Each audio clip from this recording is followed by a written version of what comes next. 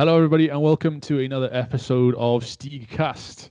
Today we are recording our season 2 finale special a little bit later than usual, but we got there in the end. And we're following on from the tradition set by season 1. In today's episode, we'll be looking back at our entire season and quickly revisiting each episode, as you would have seen in the lovely little short that Burr and Richard put online with the help of Brother Brotherton. Cracking job on that one. 10 out of 10.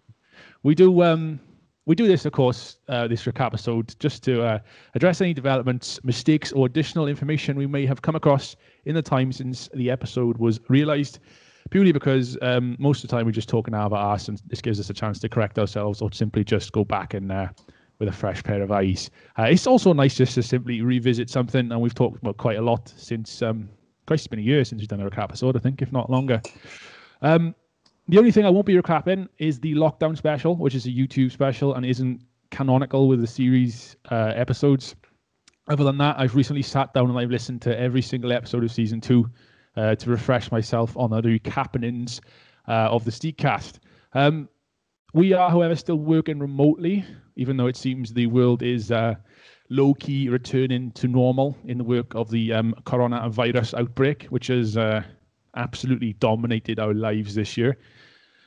So in light of this, I will keep my intro script brief in case I get malicious technical issues. So break out the tissues. This cast is delicious. So along with us is Porth's Sid Vicious, Mr. Burrabaricious.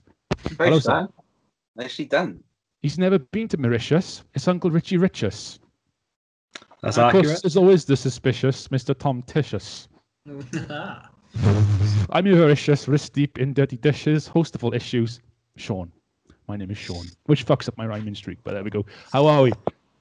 Yeah. Very well. Very well. Fantastic. What I will... Sean, go on. Sorry, I do apologise. What I will say, in regards to the lockdown special, at the time, I mean, everyone was under the impression that the lockdown would be like 3 weeks or something. So, I mean, we were kind of maybe in the mindset of that's all it would be, a lockdown special until things pick back up again. But obviously that wasn't the case then, and this soon become our usual setup, if you will. Well, the new normal, isn't it? What will be 6 months down the line? 7 months? Maybe more? 7, is it? It's been absolutely crazy. Like, but the funny thing is, only in the last, let's say 2-3 weeks that I've actually had a run-in and come face to face with COVID. As I think 3 people I know now have got it, but all of them are asymptomatic, and none of them are like suffering. One guy said he lost the sense of taste and that, but since we've had the run-in with them, basically everyone in my workforce has done the swab tests, and oh my god, it's not very pleasant to do, I'll say that much. It was me and my brother in the car, and he was just like straight up there, and every time it touched the back of my throat, it was. We'd be very bad. You'd be very shit at being a gay man. Yeah, yeah. I was thinking about doing the test, like, because I got a home kit as well. We had one sent to the house, so I might do a little video on that, demonstrating how to, or maybe how not to. I was just going to ask, actually, is there a way you could just quickly run through what a coronavirus test entails? Yeah, essentially, you got a cotton swab, which is, well, that big. They give you a bag. It's got like a biohazard written all over it. You got a vial with a little bit of liquid at the bottom, where the swab goes after it's been everywhere. But you get one swab. It goes to the back of your throat, right the way to the back of the throat for about 10 seconds. It says against your tonsils and all that. So that happens, and then the same swab goes up your nose to about there for about the same amount of time, about 10 seconds. It says and push it until you feel pain or discomfort. It's all pretty discomforting. But when that's done, you snap it off, put it in the vial, seal it all up, and hand it to the people that will give you a good bit of banter. Christ alive. That's an interesting experience. It was. The place we went is you stay in your car your entire time. Like, you don't go into any facility. You drive in. They've got it all set up. It looks like a zombie evac site. You know, they cordon you into these car parks, and yeah, you're just like talking through these little cracks in the window of your car. Like, you know, you're handing everything through. You can barely hear anyone. It's pretty bonkers. It is bonkers. So. Okay. But everything came back fine. It's just been a bit of an experience to be honest. No one I know that's got it has been actually ill, thankfully. Like, that's good. Yeah, it seems to be a lot of people now. I think people, I'm not saying everybody who's really ill has already got it, but I think it seems like a lot of people are getting it. There's literally no symptoms. It's weird, isn't it? A lot of people, yeah. A lot of people. A lot of the people that have got it that I know of are all between like 18 and 18 and like 25. So they're all your prime partying age. And one of the guys even got fired because the whole factory he was working at had to shut down. So they called him into the office. They were like, "What were you doing? Partying and all that." And he was just lipping them like fuck. So they just kicked him to the curb. Like. Oh, so he basically got sacked for breaking the lockdown rule, not lockdown rules, but social pretty distancing. Much. Basically put his entire business at risk, and I can see why they'd be pissed off. I didn't even thought of that. It weren't because of that. It was, but it weren't. He's lippy as fuck. He didn't help himself. Probably chops them. Yeah, no doubt. Oh Jesus.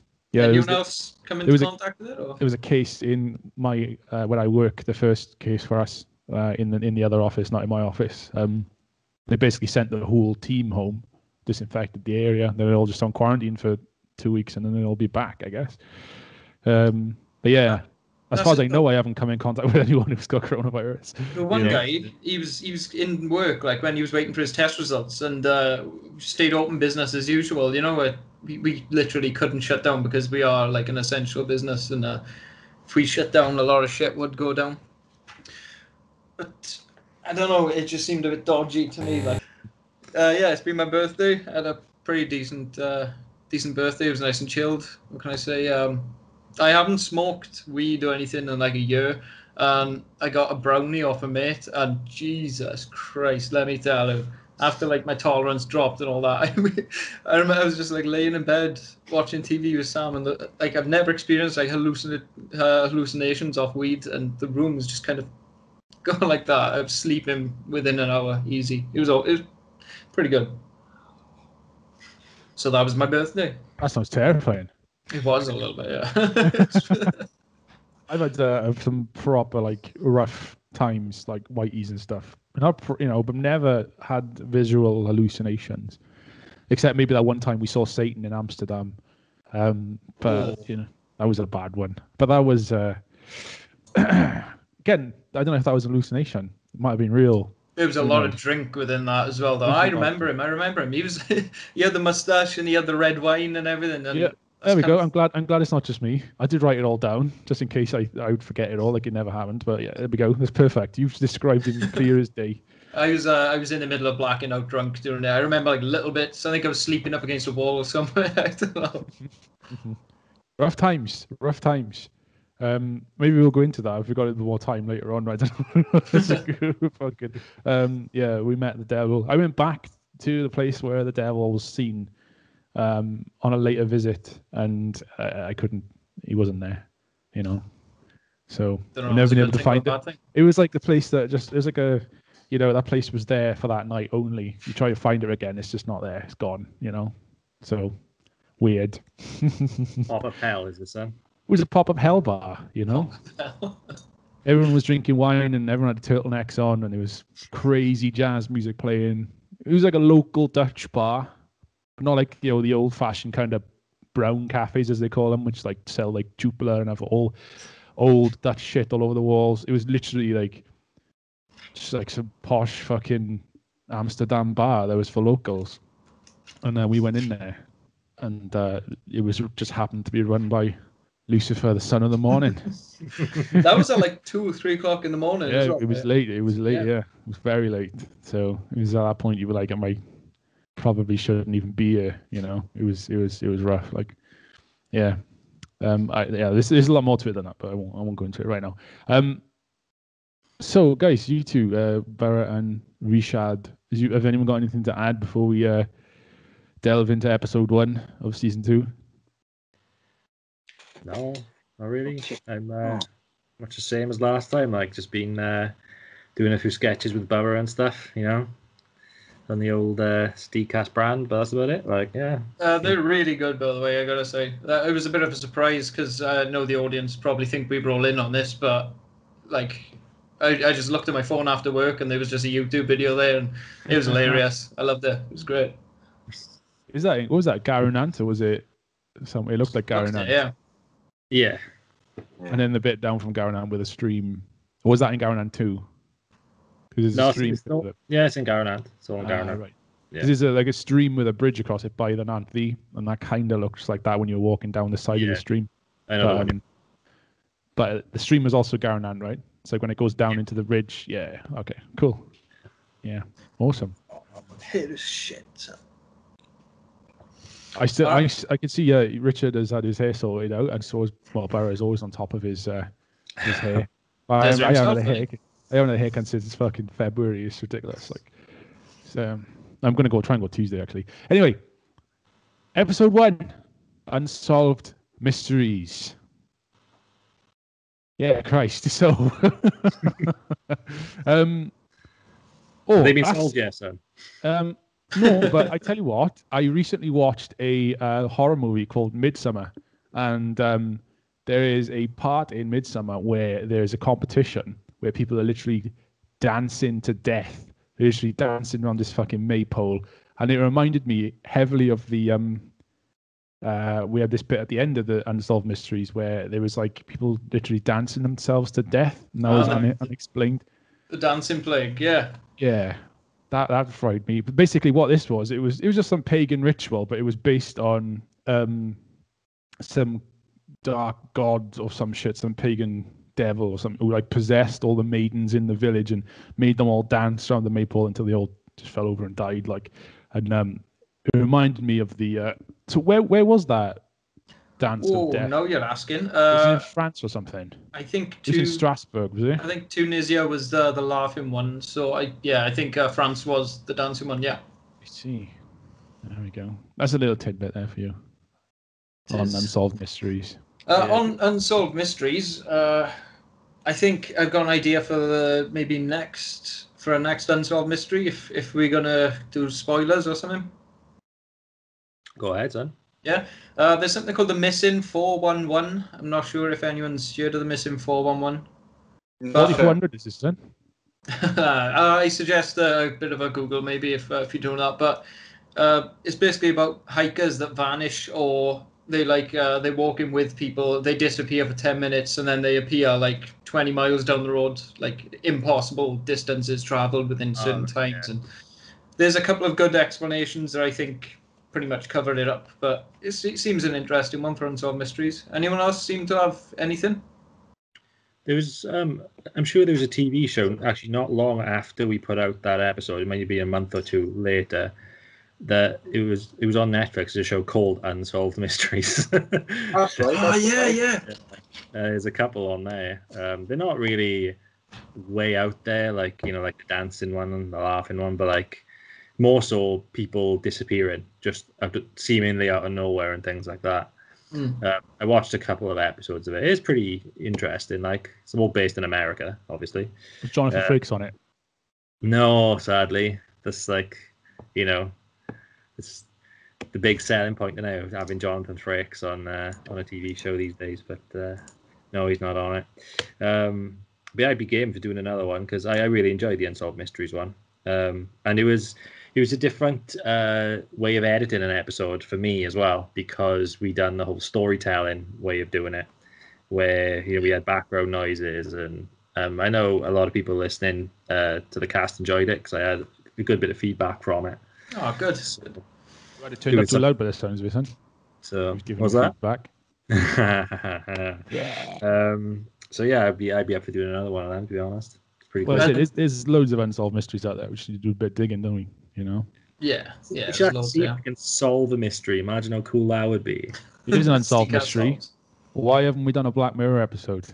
I think I can solve that mystery, son. Oh dear. Watched Bandersnatch the other week. I think I'll keep that for the episode. But have you been making plans for Nigel, son? I expect you have. Nigel, you say? Yeah, is that song in it? It's a song in it. Ecstasy. Yeah, Ecstasy song. Yeah, that's the Badger. When he's driving in the car, it plays on the Yeah. Christ, Nigel, is this one? Making plans for Nigel. Did we maybe say about the that person got in touch with us over the Dyatlov episode, didn't they? Did we talk about that? No, I remember saying Yeah, someone we have got some in touch feedback. on the. Yeah, sorry, go on. I'm interrupting. I can't remember if we spoke about it or not. But there's it's released now. There was a documentary of a couple of travelers that recreated, retraced the steps of the Dyatlov group to try and discover the mystery and all that. And I'll actually have a watch of that. I think I'll bring it up in the next mystery episode. But the wife of one of the people that done it actually reached out and got in touch with us via Instagram, which is pretty awesome. That's right. I remember someone contacting you about the next episode, the paranormal, but I don't remember anyone. Yeah. What was that through? That was on Instagram too. It was an I think. Instagram comment. Yeah, it was. So regarding Unsolved Mysteries, I checked if there's any updates on or any new theories on the Malaysia Airlines situation, and none of that I've come across, that I haven't come across before. Dyatlov is also on my list to cover. You've covered that new documentary and so forth like that. There was a news article that came out about Dyatlov Pass saying it had been solved. Yeah, but when I read the article, it was literally everything that Tom said in our episode, and it didn't actually solve anything. Like Let's bet there was some. It was more Russian propaganda more than anything. Basically, yeah. Sorry, Vlad. I'm going with the infrared weapons or whatever. I think that's the most realistic. Well, not realistic, but the one that sticks with me the most. Like, or death claws. We'll fucking old Sam actually Sewers listened to that episode. She said she laughed on you when you said about that. So. Game of girly. You got a fan, son. You got a fan. Dragon. Someone likes it. Fucking my part of the podcast. 10 out of 10. Yeah, I think that's it. Has anyone got anything to add on regards to the unsolved mysteries? So I'll quickly move on to a segment that we took from. I'm taking from Recapisode 1. What are we calling this Recapisode? Is it Recapisode 2? The Recappening? What is it? Just recapitated? Recapisode 2 Recapitated. I reckon this should have some bad movie names like that. Well, Recapisode 1 was just the Recapisode. The Recappening is brilliant. The Recappening is what we're going to call it. Recapisode 2 The Recappening. So as with the original Recapisode, I apologize for something I said in every single episode. I'm going to do the same for this one. So for Unsolved Mysteries, I apologize for using the term transsexualism. I don't even know. I mean, what is that? Is that even a word? It doesn't seem like the right thing to say. And it stood out, and I was like, okay, I probably shouldn't have said that. So that's my apology for episode 1. I want to apologize for the quiz as a whole.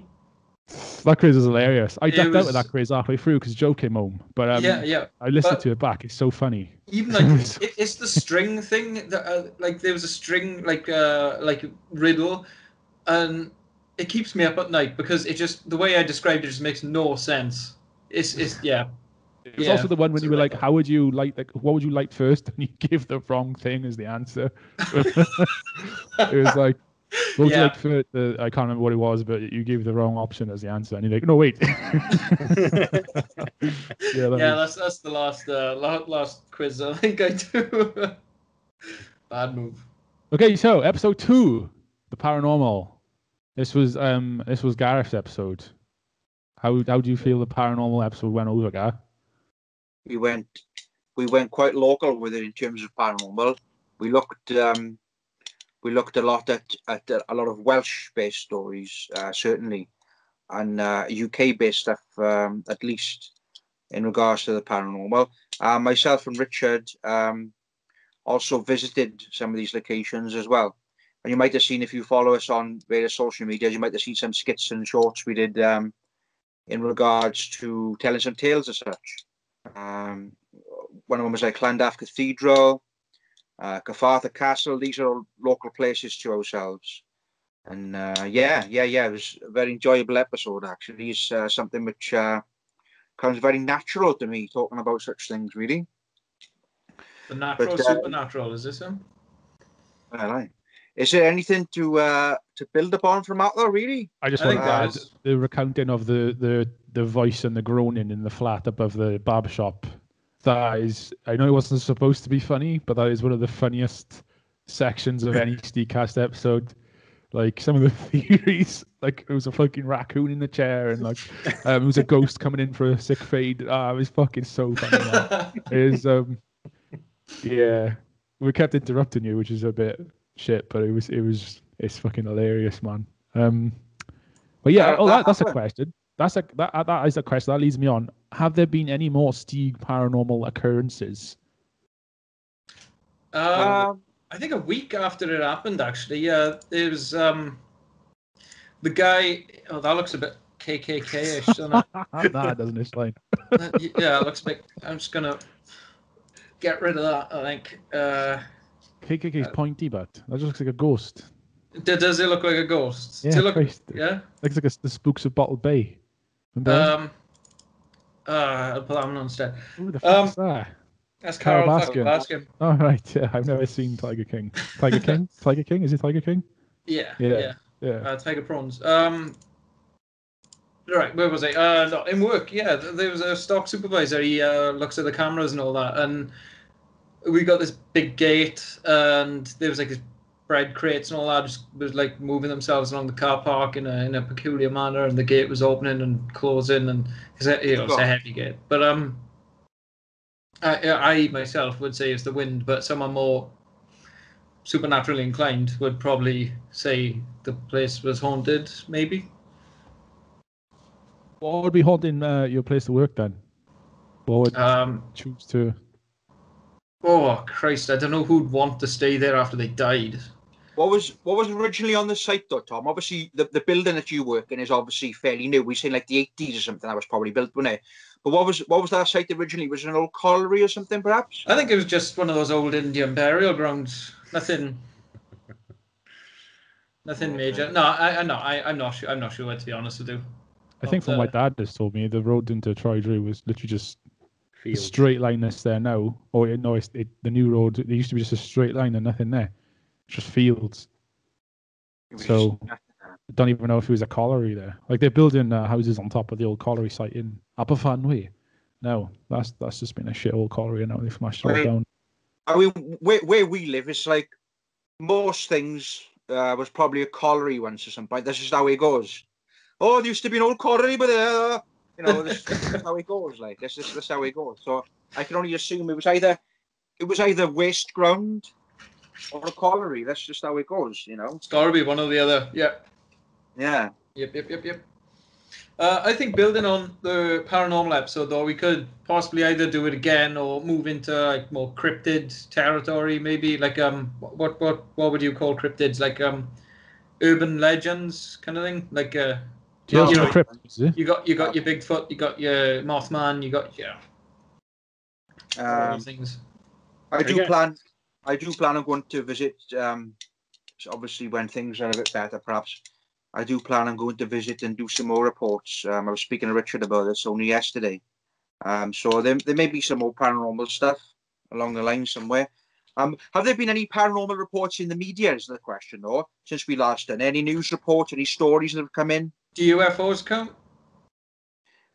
Not particularly, but I'll take UFOs. There's been a good few from America. Reddit's been like all the paranormal subs on Reddit have been lighting up the night skies with reports of UFOs and things, but credibility is sketchy on them, to be fair.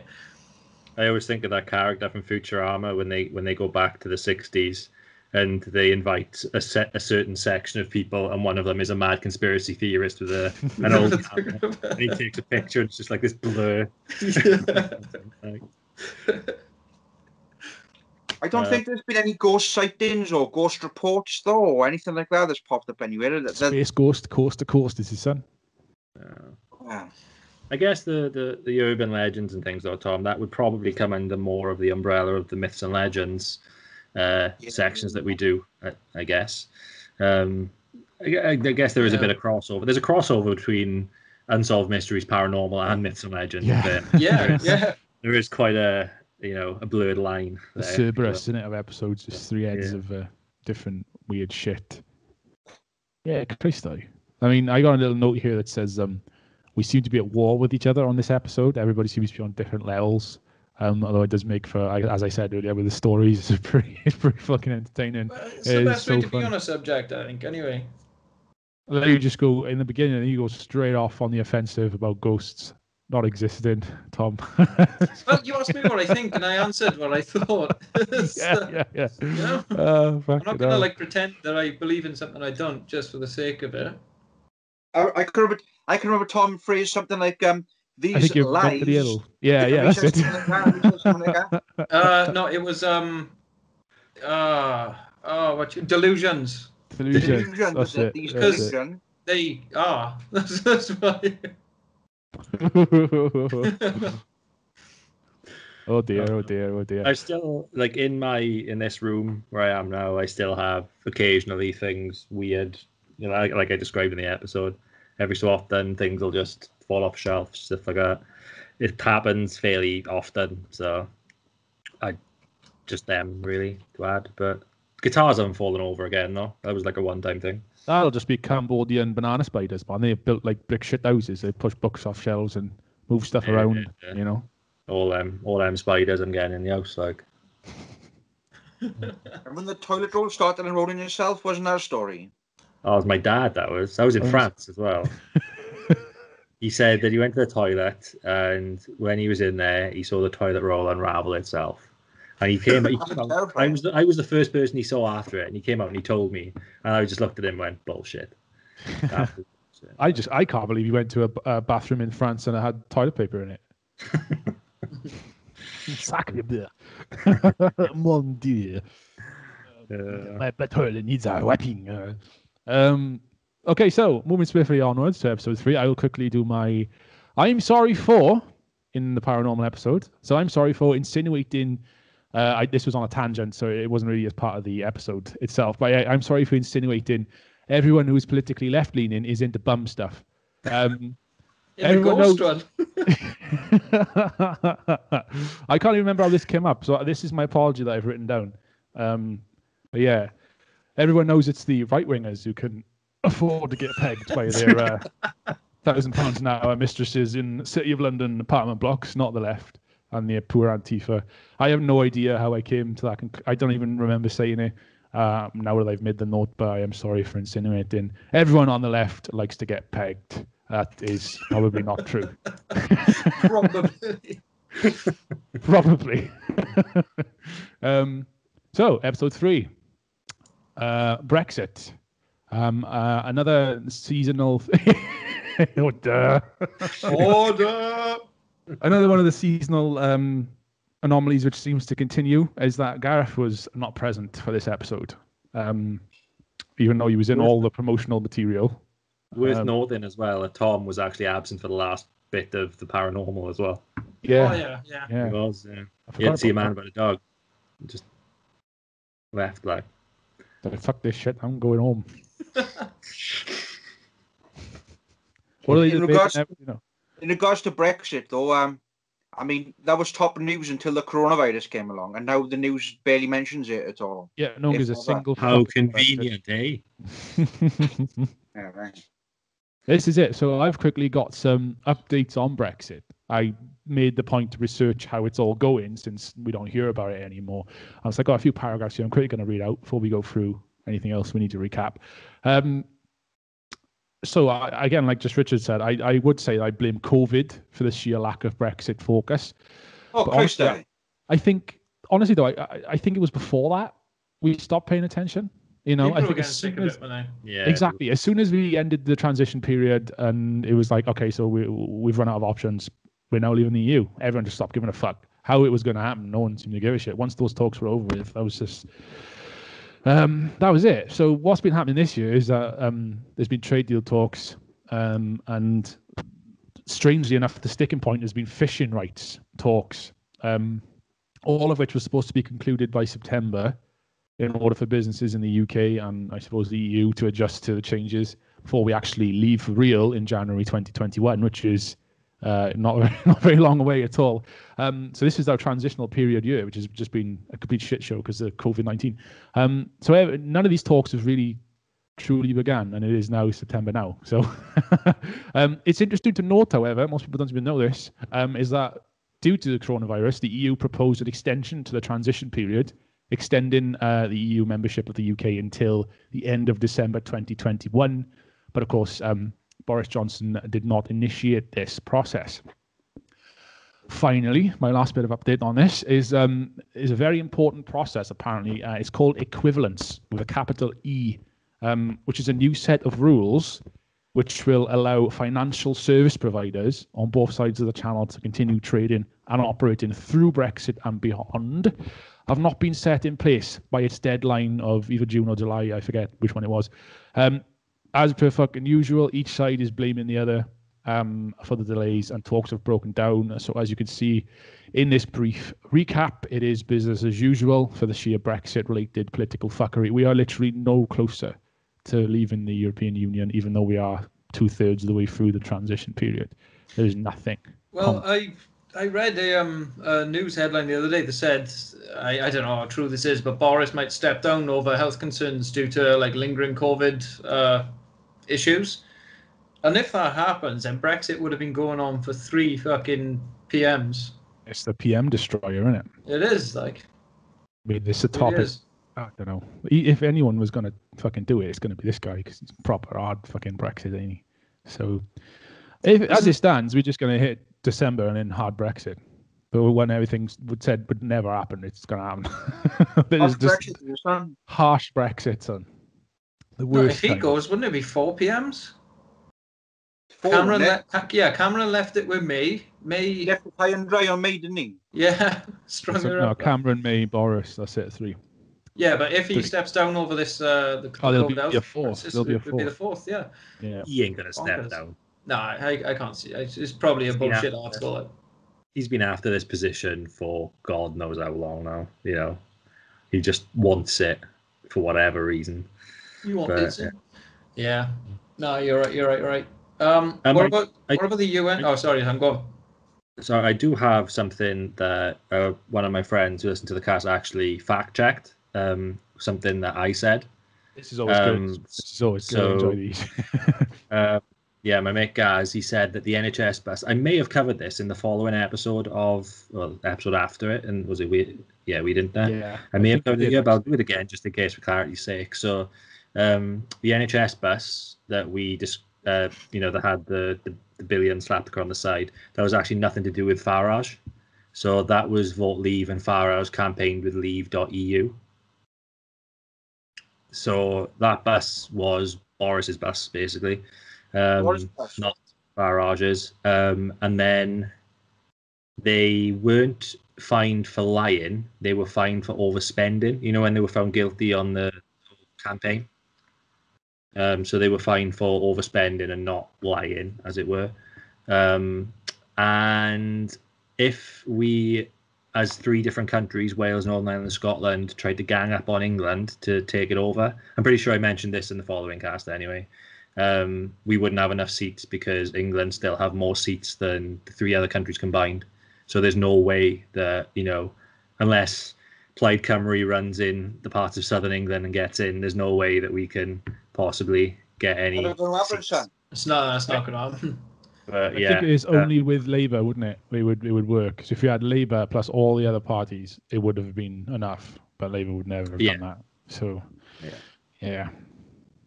I suppose here's a good place to probably speak about the UN and what's happening with the Russian poisoning at the moment.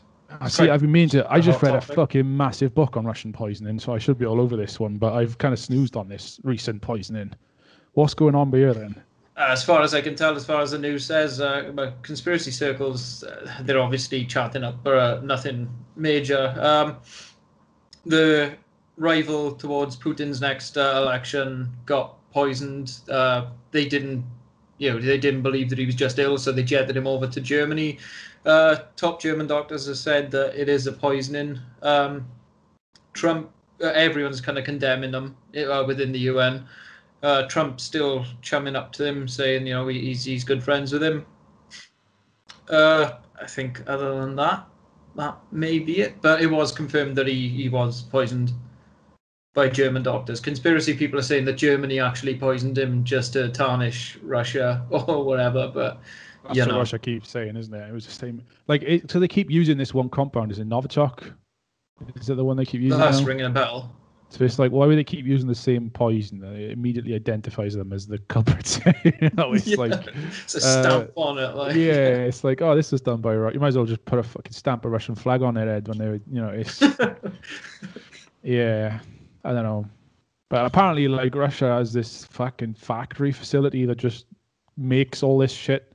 So why they would keep using the same, the same fucking poison. I used to use polonium, I think it was. I know it's no, I don't know. I can't remember off the top of my head, but isn't that what that guy died from the UK? You know about the Litvinenko guy? Yeah, that was polonium. Yeah, I think that was polonium. He had they botched his assassination. That's why he took so long to die. And he was ex-KGB, and he defected to England. He worked like freelance, and he also worked with Boris Borozovsky, some old like oligarch from fucking Russia that was basically just against Putin, had this huge smear campaign against Putin. And Litvinenko also worked for MI5 on the side. So they eventually sent someone over to do him in, and they put I think they put it in his tea in a hotel, and they botched it. They got all over the tea. They got all over the teacups, inside the teapot, in the bathroom in the hotel. Loads of people came in contact with it. Nobody got seriously hurt, but they left a trail of radioactive polonium all across London. They knew who did it, but he fled back. I can't remember the name of the guys who did it. They were two Russian agents. They fled back to Russia. But yeah, Litvinenko died slowly and publicly from poisoning. Whereas those two in like fucking Salisbury, they just got the full dose and they just died pretty much instant. Didn't someone else who just randomly came across it in a bin die as well? Like some homeless person or drunk or something? Or am I reporting? Is that fake news? Possibly. Is that this one or the last one, the Salisbury poisoning. There was 2 people killed in Salisbury. Shit, son. Yeah, I think he was a Russian spy or defector or some shit, and his daughter. There was a TV series or a short drama on about that recently, actually, on BBC, I think it might have been. But the Salisbury. That was the first time the UK had acknowledged the fact that Russia had been killing people in this country. Russia's been assassinating people all over the world, apparently, according to this book I've read, for the last fuck knows how long. So it was the first time the government was like, just called out Putin and said they actually blamed Russia for that attack. That's ballsy. Yeah, it was interesting. I didn't really follow it at the time. It was like 2 or 3 years ago, maybe a bit longer. I don't know, but weird. My dad bought me a book on Russian assassinations. It's called From Russia with Blood, if anyone's interested. It's the rise of Putin from the KGB to the presidency or whatever the fuck he is, and all the bad shit. They also say Putin blew up a fucking tower block full of people as well. I can't remember the ins and outs of that. There was they blamed it on Chechen terrorists, but they reckon it was a false flag. I'm going a bit off topic, but this is Brexit. We're on Brexit, right? Yeah. Good book, From Russia with Blood by Heidi Blake. She's a BuzzFeed journalist who's now probably on some fucking KGB hit list. It's a good read though. I'll stop talking now. So has anyone got anything to add regarding Brexit? Guy, you were on the ground, weren't you? I think you were a European correspondent. He was. That's right. Yeah. It was very quiet there at the time, though. I wasn't able to meet or converse with anybody. But I was there in the field. That's the most important bit. On the ground liaison for the SteegCast EU relations. Yeah, we did. That's right. Unfortunately, though, I couldn't get a statement from anybody at the time. Yeah, we did have David O'Rea outside the Senate as well. That's right. We had a nice report, and he was the one who actually broke the news that SteegCast were going to do a Brexit special. So we do appreciate Mr. O'Rea's plug in that sense, Yeah. I've got a second page of Brexit notes, which I forgot I had. I've just scrolled down. So just quickly, because I rambled about the fucking Russian poisonings. This was something I left out of the original episode, and it's regarding the why trade deals with America may be a bad thing.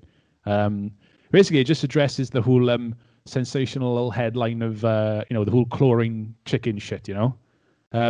So why is there chlorine in American chickens? And this is because in our law, or maybe it's EU law at the moment as it stands, additives, regardless of what they are, can only be added to foods if they're proven to be safe for human consumption. I mean, that sounds pretty fucking fair, doesn't it? Yeah. You know what I mean? So these additives or chemicals or whatever, they're given E numbers. I'm sure you've heard of fucking E numbers or even seen them on ingredients lists. So they're additives that are apparently safe for human consumption. And even though there's a lot of shit about certain E numbers being not safe for human Smarties got recalled, didn't they? Back in the day when I was young, Smarties got recalled. They took out all the blue ones. There was something about the blue ones that were making all the kids nuts, apparently. Amphetamine coated Smart. I do remember this, though. I do remember it. Now you've said it. It was a thing. I'm sure it was a thing.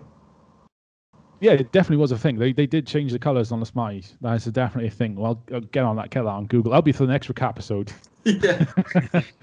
But anyway, yeah, E numbers are a talking point on their own, but hear me out here a sec. In America, the difference here in America is that additives can be added to food as long as they are known to not cause harm. Known to not cause. So there's a massive difference in the legal wording of it there. So basically, you couldn't put like acid in ice cream because, ice cream with acid, because acid's just going to kill people, right? So the important distinction is in the wording. So essentially, food manufacturers in America can put whatever the fuck they want into products as long as it's not known to be harmful. It doesn't have to be proven to be harmful first. So they don't have to do any testing. Exactly. So it turns out obviously got the FDA and there is testing, but like there's... Chlorine is obviously not good for people. Well, it depends. It's probably food grade chlorine or some shit, isn't it? So basically, if it turns out a certain ingredient in a certain product ends up, causing cancer, well then they have to take the ingredient out. Tough luck to the people who got cancer from consuming that product, and that's the reason why a lot of people are concerned regarding trade deals with America, and if American food products start coming over here, there's plenty of people in America. See what it's like, they wait and see the harmful effects and then change it. Is it? It's typical America where they protect the companies and not the people. It's capitalism, fucking. Yeah, it is capitalism 101. Yeah. It's literally, and I'm sure there's a lot of places in America who are making safe food. I'm not saying like there's millions, billions of people in America, whatever. A lot of them are quite healthy, living. No one is, not everyone's dying from eating chicken, but like, it's they basically are one of the most obese countries in the world, but well, yeah. There's a lot of people there saying that. It's just like it's just there's lower food standards in apparently the best country in the world than it is in the European Union and the UK currently. So that's the main concern, that the market will be flooded with lesser quality goods like chlorinated chicken. Yeah, definitely. That was my major concern. I'm pretty sure I brought that up in the VegCast episode, maybe. Seems like something I would have brought up because it was one of my major concerns about the chlorinated chicken. All my chicken contaminated, so... No, it's very pumped with water as it is. Supermarket chicken. You fucking shrivels up, cook it. It's fucking disgusting. Disgusting. Chicken. Sorry, son. Does anybody have anything to add to the Brexit portion of this cast? I've said all I need to say, but on my recap. Cool beans. In that case, then, regarding episode 3 Brexit, I am sorry for calling the DUP a Catholic party and somewhat belittling the Irish Troubles. As asinine as I think it is to argue over religion, this is the world we live in. I must accept that. I don't want two satanic verses myself and have like people trying to fucking do me in because I've insulted their God. Speaking of which, the Charlie Hebdo reprinted all those Muhammad cartoons this week. The ones that got him. Ones that got the offices stormed and people shot. Yeah. Big protest in Sweden as well. Someone burned the Quran, and a lot of Muslims are not happy. Burned the Quran? Yeah, Quran. Yeah, Quran. That's cool. The same for you. It's the Quran. Yeah, they put that, but big riots in Sweden at the moment. Sweden has got a high percentage of immigrants, isn't it? Sweden is one of the highest. Huge. Yeah. They had open door policy pretty much, and I think that's about all I'm going to say on that. We covered this very clumsily on the David Icke cast in season 1. The immigrants thing, especially in Sweden and in Germany. Angela Merkel being accused of opening doors and all that shit. Okay, so episode 4, Weird Internet, part 2. What's going on there? Internet, Egg. Oh, right. It's an egg, son. Okay. Why have you got an egg, Tom? Because it's in relation to Jeffrey Epstein. There was an interview he done. I'm not sure if he brought up in the cast, but one of the accusers of Jeffrey Epstein accused him of having an egg-shaped penis in an interview, a recorded interview. You can find that on YouTube. I'm not. They mention that in the fucking so get all these serious accusations, and one person comes forward and goes, "His penis is shaped like an egg." Pretty much, yeah. They felt that necessary to mention. He's got an identifiable penis because it's in the shape of an egg. It's a good interview to watch. It's funny. It's only like 30 seconds long. But that's the story of the egg. It's just the way his face goes after they mention that. Yeah. It's a massive giveaway, Yeah, he did have an egg-shaped penis, 100%. But I just didn't want a picture of Jeffrey Epstein's face behind me. So I thought the egg was probably a bit more understandable, but yeah, no one wants him looking over your shoulder today. No. So I don't know where are we? There's been a few developments on the old fucking Jeffrey Epstein situation since we covered it. We're going into that. I've dropped out on it, to be honest. I haven't really followed much, but I know Maxwell, all her plea deals for bail have been denied. They've unsealed documents that she's tried to keep under wraps. There's leaked an email that was from Epstein dated 2015, which was a draft that Maxwell could use. I'm assuming in any case that they got caught, that lost all. While they were partners within it all, it kind of got rid of all their accountability towards it all. But Epstein had written that and sent it to Maxwell in 2015. So I'm assuming that they were, prepared for this for a long time. Yeah. For a long time. I've also found out that her sisters, I think it was Isabel Maxwell. She basically set up a lot of Israeli-American cybersecurity and all that, and seems a bit sketchy. I haven't properly looked into that, but don't they all work for not a secret service, but like CIA? Yeah, or infrastructure, So they've all got access to information that the usual people wouldn't have. And it's kind of weird to have such a high risk factor within one family, especially if they're into dodgy dealings. Yeah. So they get a Snowden person? Are they setting up all this shit for computer based or what? Yeah, it was. They set up a search engine. I think it was. Again, the only information I've got is from dodgy websites and is Wikipedia as well. So I don't want to say too much on that just in case I get it all wrong. Don't want to go spreading that misinformation. But fake news. That's where I am on it at the moment, to be honest. News. As for Epstein, he's apparently still dead. Are you sure? Yeah. Was he even dead to begin with? Prince Andrew, I think FBI, he said during the BBC interview that he would help the FBI with any questions they have, but since they have contacted him now, and he said he doesn't want to help them, so there's also that. I didn't know that. There was a massive Save the Children protest too outside Buckingham Palace that the mainstream media didn't cover. Thousands of people outside shouting "Save our children! Children's lives matter!" and all that. Save them from what? Pedophiles and all that shit. I imagine it's trafficking as well. Trafficking. Well, it is. Yeah, it's all trafficking, really, isn't it? But QAnon have got themselves wrapped up in all this now, and in America, it's kind of turned into a partisan issue. Whereas if you think the elites are doing what people are suspecting they're doing, then you're right wing, and if you don't believe it, then you're left wing. It's kind of turned into that kind of whole nightmare episode. I would have thought it'd be the other way around. If they were going to put it into Clinton's. Oh right, okay.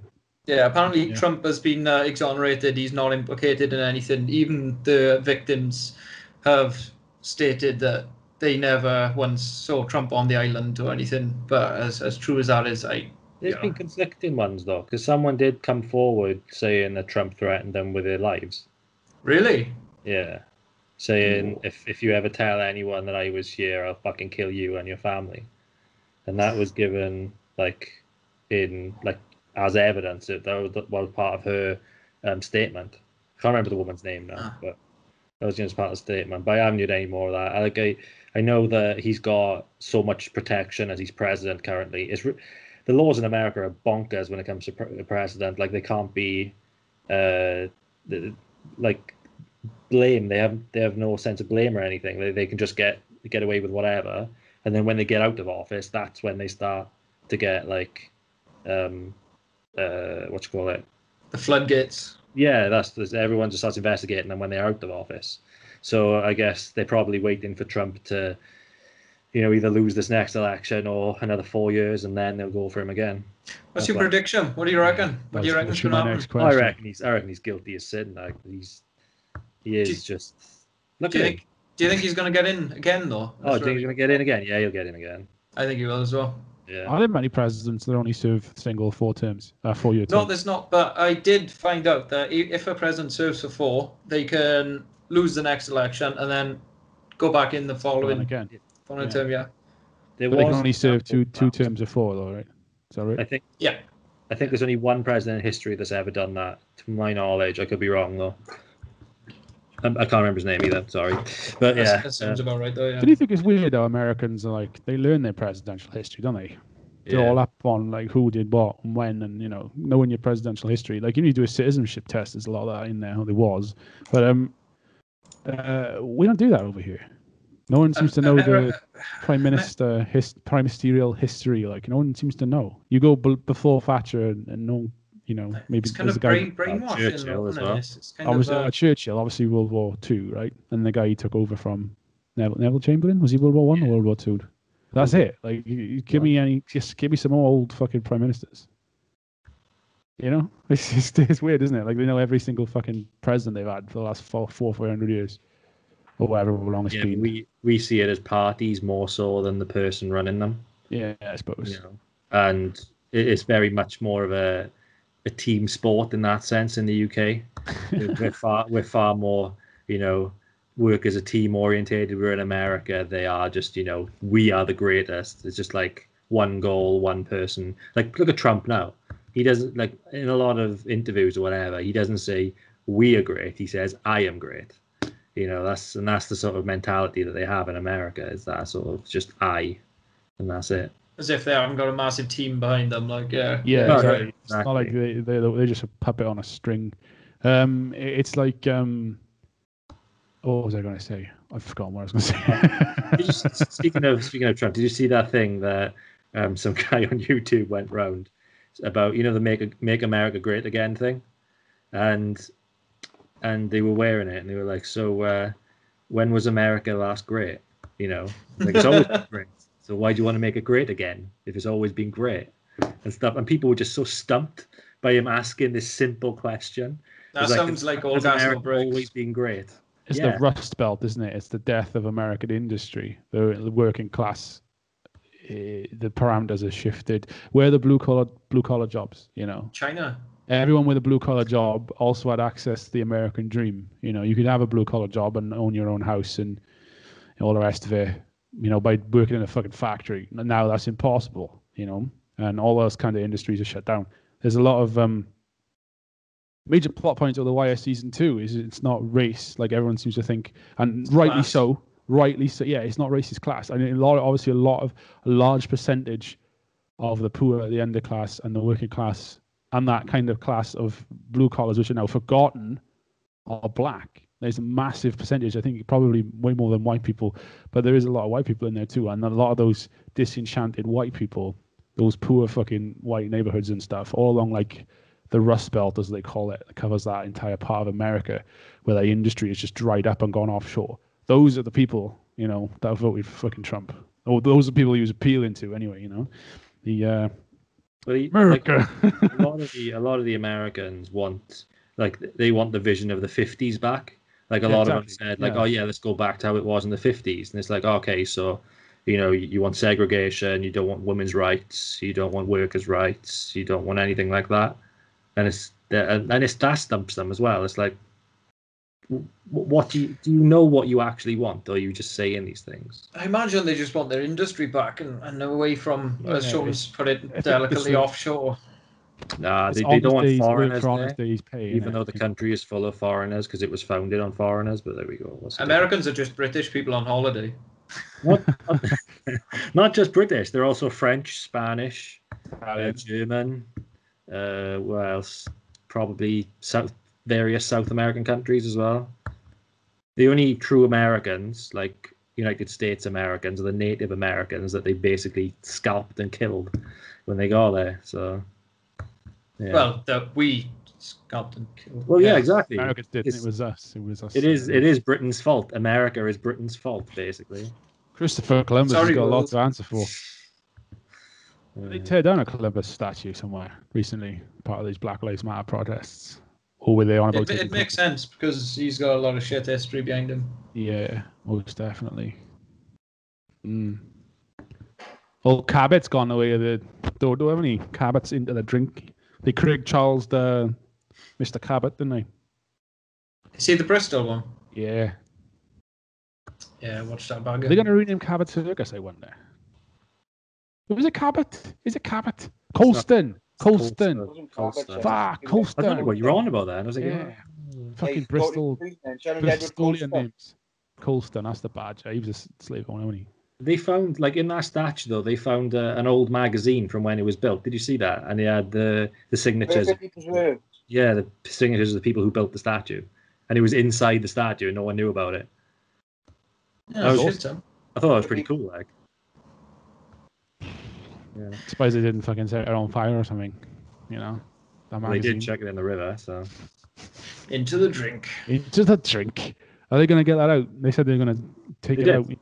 Yeah, that's because when they fished it out, that's when they found the magazine inside it. Oh, so the magazine's fucked. It's already been fished, and it's in the museum. It's really. It's not like completely, was it soaked and stuff, but it is still. You can still see it and read it, just not in the best of conditions that it could have been. No, fair. Speaking of BLM, I've seen a lot of obviously on Reddit and all that. There's a lot of videos and things, but there's the ratio of white people to black people in these actual riots and protests are insane. There's so many more white people than black people in these. Where you are. Where you look at it, yeah, that's true. That's true. But I mean, I don't know. It depends if you're talking about the genuine protests or the online virtue signaling. The crazy riot kind of kicking off where everything people. Yeah. Well, not so much riots, but the protests that happened in every city in this country, let alone across the world and in America. There's a difference between the protests and the riots, though. You know, there's the people with their head screwed on. There's people that just want free shit. Exactly. But like online, it's easy to think, oh, it's just fucking white people. It's like because like I don't know, maybe because I've mainly got white people on my social media, and they're all like talking about it and shit. So it's easy to just go like, oh, they're just virtual signaling this all black fucking screen thing and. You know, but I didn't go to any protests. I'll be honest with you. There's one in Cardiff, but I didn't go to it. You know, peak coronavirus as well. So, you know, there's a lot of flack for that. Whether or not it was the right thing to do. It's the same with, I went on my lunch and Extinction Rebellion were marching this week. No one seems to give a shit about them anymore. But, yeah, there are like 77 people arrested. Not in Cardiff. Yeah, really? Not in Cardiff, in London that was. But, yeah, last year, Extinction Rebellion was...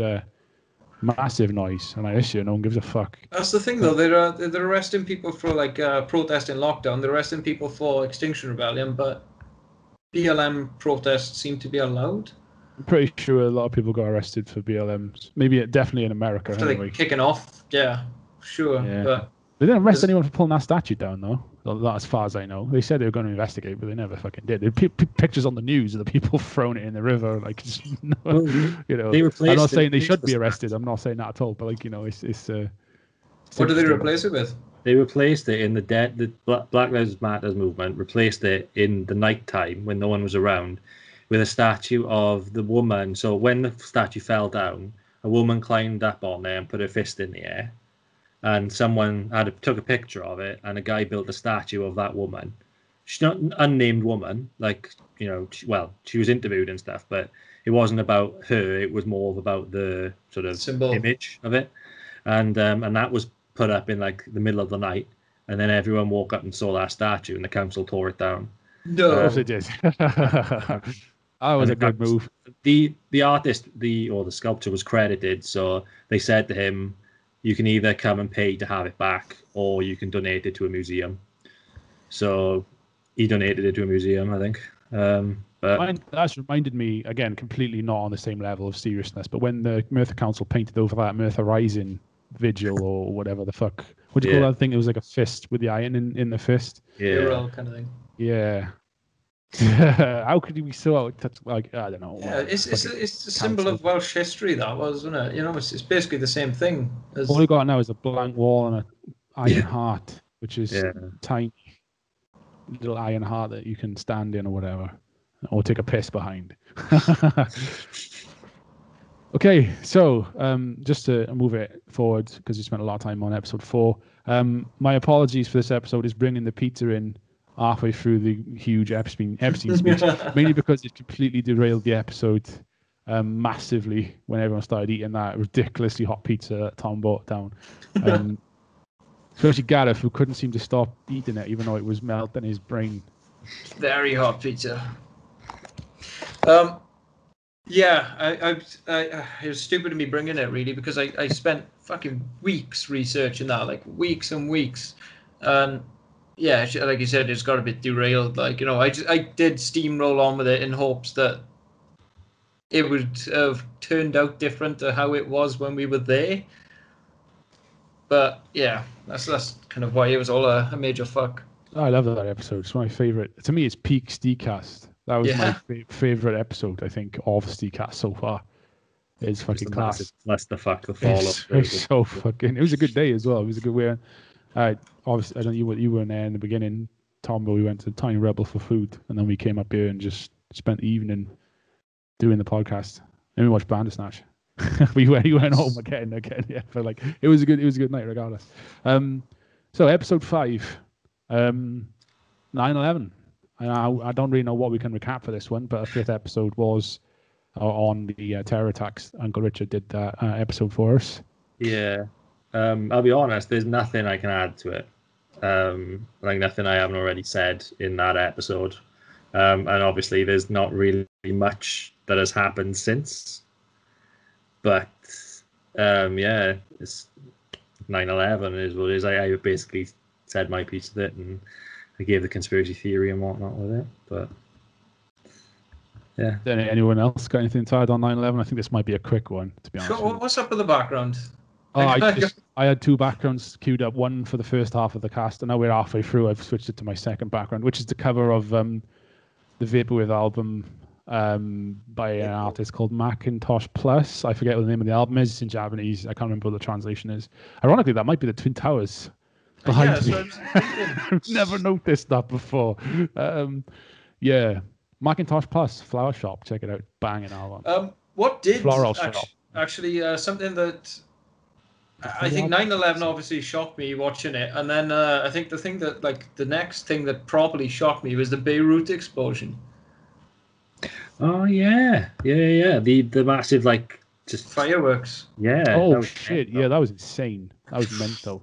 I couldn't get over it. Like that was like, yeah, that's one of the craziest things I've ever seen. What was the cause of that? Did they say? Yeah, it was I forgot what you call it. Fuck. Nitrate? Ammonium nitrate? Fuck. I need to quickly just Google what it is. It's a fireworks factory. I'm not sure what exactly triggered it, but the conditions it was stored in were absolutely ridiculous. In America, they store them in facilities like way out in the desert, you know. away from everything. Yeah. It wasn't a fireworks factory. It was just a holding. It was ammonium nitrate, and it was a holding facility for customs, essentially the docks in Lebanon, or Beirut rather, not Lebanon. But is Lebanon in?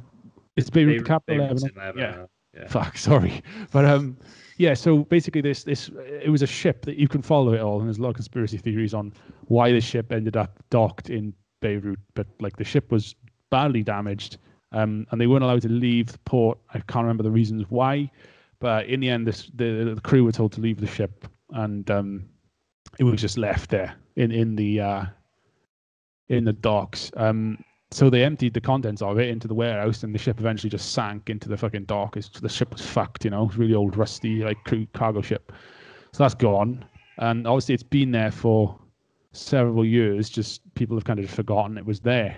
How it caught fire, I'm not sure, but like there was a fire in that building, and then it just went up. That ammonium nitrate just fucking it all exploded, like tons and tons of it just fucking blew up half of Beirut essentially. And so there's a bit of a blame game now about who's responsible for leaving that there, and you know what chain of bureaucracy ended up resulting in it just being stuck in the docks in Beirut. So yeah, 9/11. I apologize for the massive attack pun and for the I racked my brains pun. I felt pretty bad about making jokes through the episode because it was 9/11. 3,000 people died. But listening back, I think Rich succinctly handled the facts and material very well, despite the usual chirping of the cast. Besides, in comparison, like coronavirus has killed tens of thousands of people worldwide, and most people don't give a shit. So there we go. What a world. Number 6, episode 6, serial killers. Anything to add regarding serial killers? I do actually. So in the episode, I think Gareth brought it up actually. He said, "Have there ever been any Welsh serial killers?" And we did say that. And we couldn't think of any. None came to mind. Well, thanks to my mate Gaz, there is a Welsh serial killer in history. Good old cast. So Peter Moore is a British serial killer who managed cinemas in, is it Baglit? Yeah, Bagilt in Holyhead. Bagilt. Oh, fucking Anglesey, is he? Yeah, and he murdered 4 men in 1995, and due to his attire, he was dubbed the Man in Black. What attire did he have then? A suit. I guess a black suit, yeah. So it's quite rare that a serial killer would kill within their own gender, apparently, as according to law. Yeah. With Jeffrey Dahmer. Dahmer, yeah, he was gay. Dahmer, or was it Dahmer I'm thinking of? I can't remember. He was gay. Oh yeah, that does factor in apparently. What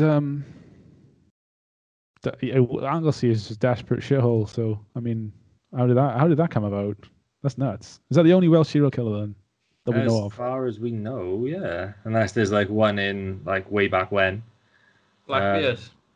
Gotta be more. Apparently this guy, Peter Moore, he befriended Harold Shipman in prison as well, in Wakefield Prison.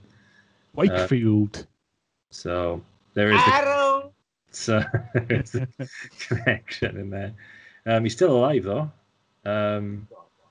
Just he's obviously serving a life sentence in Wakefield.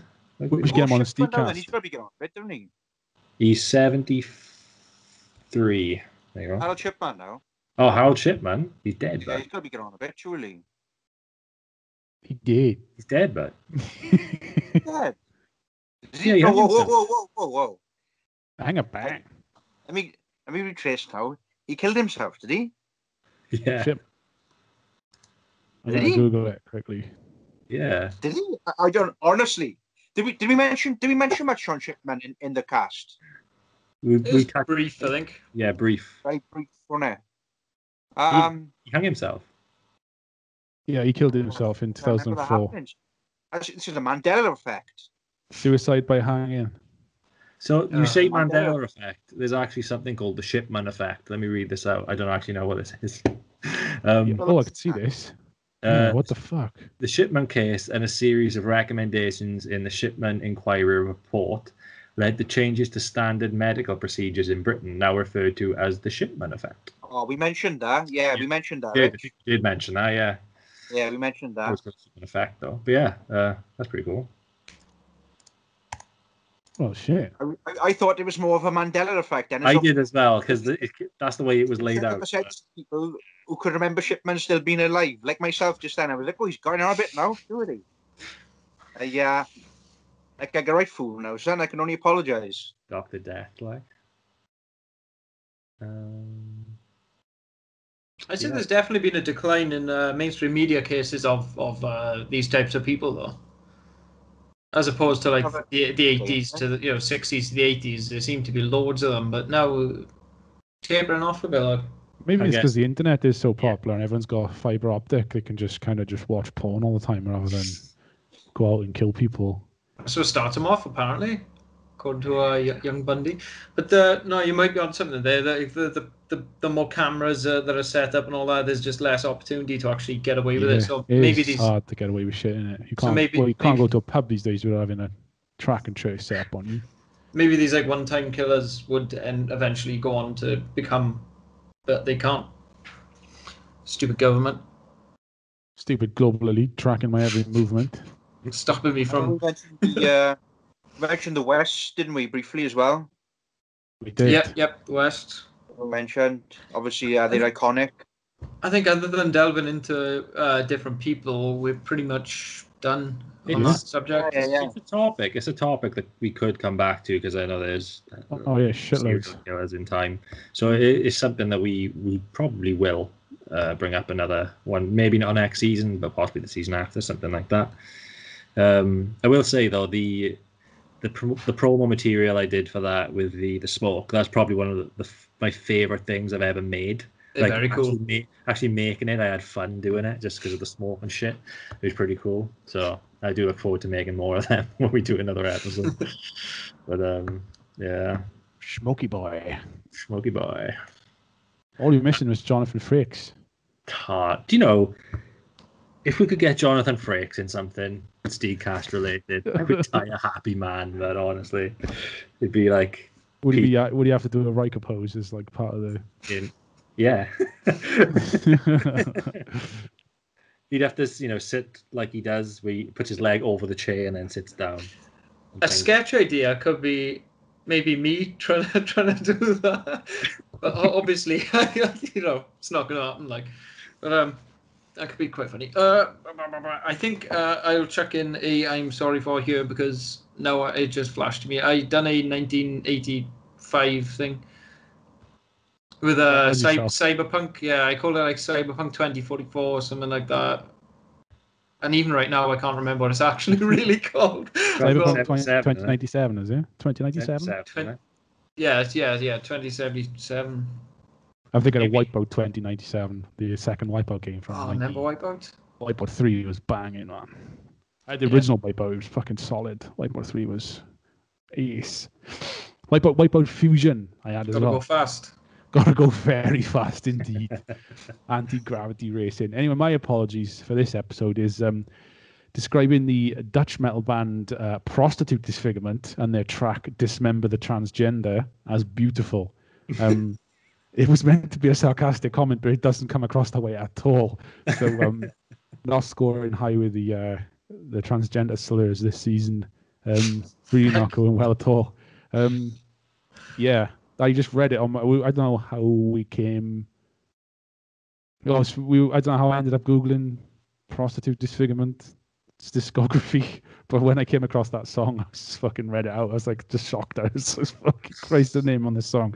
I wasn't glorifying that. I was just trying to be sarcastic. I bet it was to do with Jack the Ripper and how he targeted prostitutes. Yes, it was. It was because it was from crotch to crown was the phrase, wasn't it? Yeah. From the Jack the Ripper thing. And there's a Prostitute Disfigurement album called From Crotch to Crown. And that's why I Googled it, because I thought, where have I heard that phrase before? Yeah. The gory pits of death metal. All this stuff's been drudged up for subject matter a million times over. Anyway, episode 7, the movie special. Just a quick one on that. I tried to. You were talking about the Avengers and how good that could have been if they made a theme song that weaved all the superhero theme songs together. And I mentioned something called The Greatest Fight in History, about like a Flash cartoon that had like Batman and Superman, all these different superheroes fighting together. The greatest fight in history is actually a Death Star's song. Yeah, that animation is called The Ultimate Showdown. Does that ring any bells now? Because when I said it last time, no one knew what I was talking about. No. The Ultimate Showdown, Flash animation from like the Newgrounds days. Oh, Christ, no. No, fucking A hell. long time ago. Might have to bring that up on the next Weird Internet. It's I don't know. It's just a. Could you put like a little box over there? With it in it, I don't think I could. Maybe if it's a YouTube video. It's basically just like a Flash animation of all these fucking superheroes fighting. It's called The Ultimate Showdown. And it's like a theme song running over it, kind of like Super Duper Hero Mega Squad.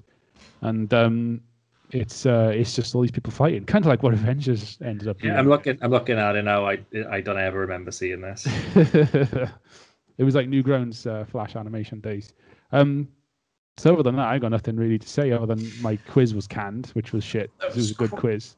It's quite a weird episode that. Okay, I think it ran on for a lot. Oh no, we had technical issues, or it went on for a bit longer than we anticipated. And I said 3 movies each, and it was way too much. And everyone in the house was kind of in bed by the time we got to the end, and I couldn't really talk. But we had what you call it, like last movies, one each. Forgot what we call them, but mine was like mentions, was it? Yeah, that's the fucker. Mine was Joker, and didn't really get time to talk about everything we wanted to, I suppose, on that one. There was something as well. I think it was Gareth who stated that Home Alone was a John Hughes film. It's not a John Hughes film, isn't it? No, I only know it from the podcast. John Hughes wrote it, but Chris Columbus directed it.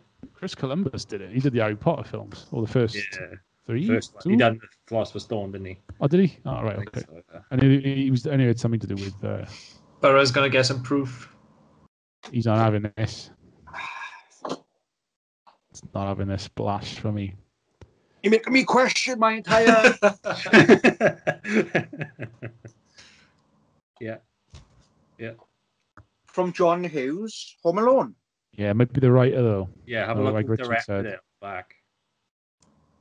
Then the second one, as Rich says, then from John Hughes, a Chris Columbus film. Now I thought Chris Columbus discovered America, so if he did Home Alone as well, he's a pretty fucking talented guy. So there we go. So here's the question: can you look at the back and clear this up? Did John Hughes or Christopher Columbus direct Home Alone 1? Who directed Home Alone, the original, with the gratuitous violence? The original Saw film. A John Hughes production, a Chris Columbus film. There we go. Right. So it was the same with the second one then, written by John Hughes, directed by Chris Columbus. Produced by John Hughes. The first one. The first one, written and produced by John Hughes, directed by Christopher Columbus.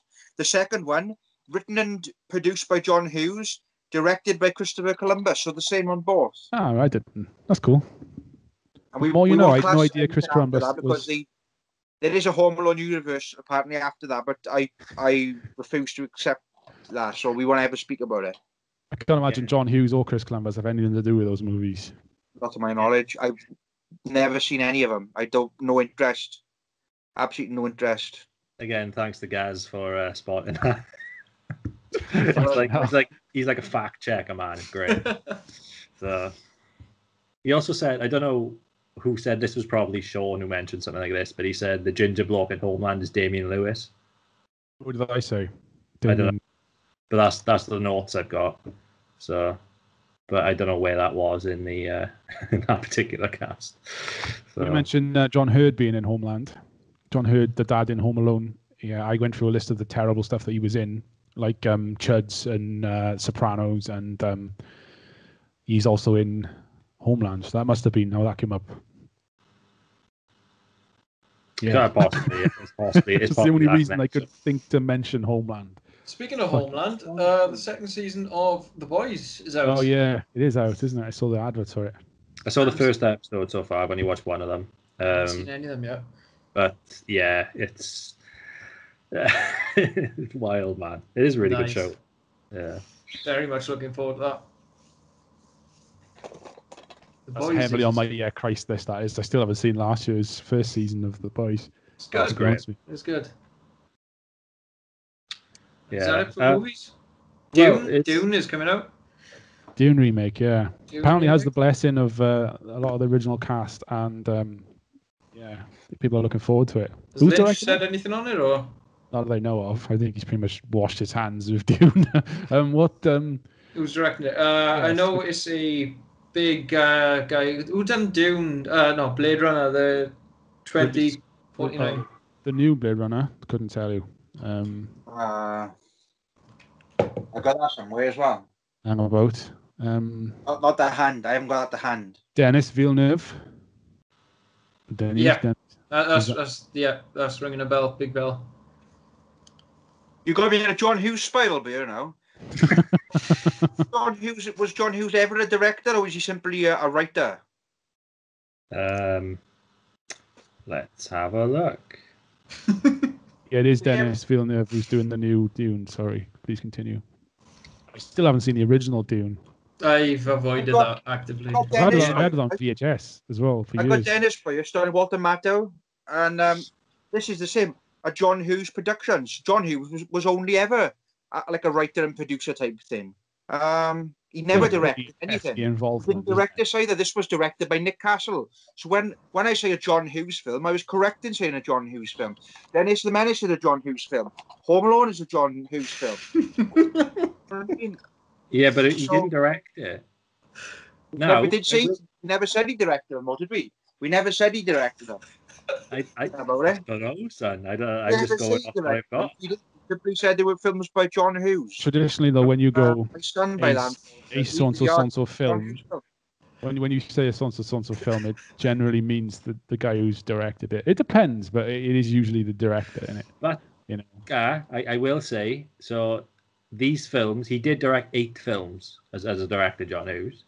So Curly Sue, Uncle Buck, She's Having a Baby, Planes, Trains and Automobiles, Ferris Bueller's Day Off, Weird Science, The Breakfast Club and 16 Candles. They are the films he directed. Great films, absolutely great films, iconic films. I've never seen The Breakfast Club. Neither have I. Right, well that's where we stand on John Hughes then. Has anyone seen any good movies lately then? I don't know, we'll move on.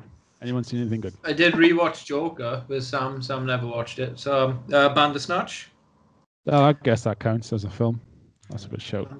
I've been working my way through the Leprechaun series.